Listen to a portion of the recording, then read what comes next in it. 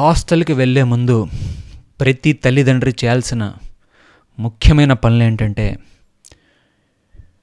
మీ అమ్మాయి లేదా అబ్బాయితో ఖచ్చితంగా 2 రోజులకు ఒకసారైనా ఫోన్ చేసి మాట్లాడమని చెప్పండి.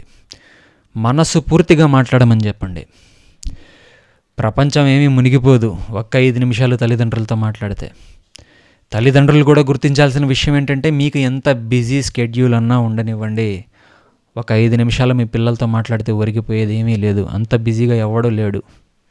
మీరు కోట్లు సంపాదించండి, ఏమన్నా ఓడబడవండి. మీ భవిష్యత్తు మీ పిల్లలే కాబట్టి పిల్లల కోసం టైం స్పెండ్ చేయాలి కాస్త. వాళ్ళకి హాస్టల్కి వెళ్ళబోయే ముందు ఖచ్చితంగా omega 3 and vitamin D supplements ఇచ్చి పంపించండి. ఎందుకంటే వైటమిన్ డి ఎందుకు ముఖ్యం అంటే, మీ పిల్లలు ఎండకి ఎక్కువ ఎక్స్పోజ్ అవ్వరు. వైటమిన్ D3 డెఫిషియన్సీ అనేది చాలా ఎక్కువ ఉంటుంది. వైటమిన్ డి డెఫిషియన్సీ ఉన్నప్పుడు ఏదో ఒక సప్లిమెంట్ ద్వారా దాన్ని ఫుల్ఫిల్ చేయాలా. సో వైటమిన్ డి సప్లిమెంట్స్ ఇచ్చి పంపించండి. రోజుకొక ట్యాబ్లెట్ వేసుకోమని చెప్పండి. ఒమేగా 3 అనేది చాలా అవసరం. మీ బ్రెయిన్ ఫంక్షనింగ్కి చాలా అవసరం. మీ నర్వ్ హెల్త్కి కూడా చాలా అవసరం. సో ఒమేగా 3 సప్లిమెంట్ కూడా మీ పిల్లలకి ఇచ్చి పంపించండి. అండ్ 4వ విషయం, రకరకాల వ్యక్తుల్ని హాస్టళ్ళల్లో కలుస్తూ ఉంటారు. అందులో మంచి వాళ్ళు ఉంటారు, చెడ్డవాళ్ళు ఉంటారు. మీరు చెప్పాల్సిన విషయం ఏంటంటే, ఎవ్వరికీ కూడా ఎక్కువ అటాచ్ అవ్వద్దు, ఎవ్వరికి కూడా అంత ఈజీగా ఇన్ఫ్లుయెన్స్ అవ్వద్దు అన్న విషయం మీ పిల్లలకి చెప్పి పంపించండి. ఎందుకంటే ఇంటర్మీడియట్ స్నేహాలు, 10th క్లాస్ స్నేహాలు, డిగ్రీ స్నేహాలు అది జీవితాంతం కంటిన్యూ అవ్వదు.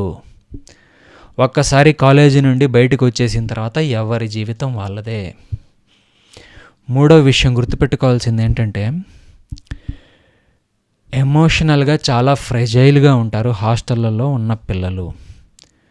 వాళ్ళతో హార్ష్గా డీల్ చేయకండి. ఎప్పుడో ఒకసారి సెలవుల్లోకి ఇంటికి వస్తారు.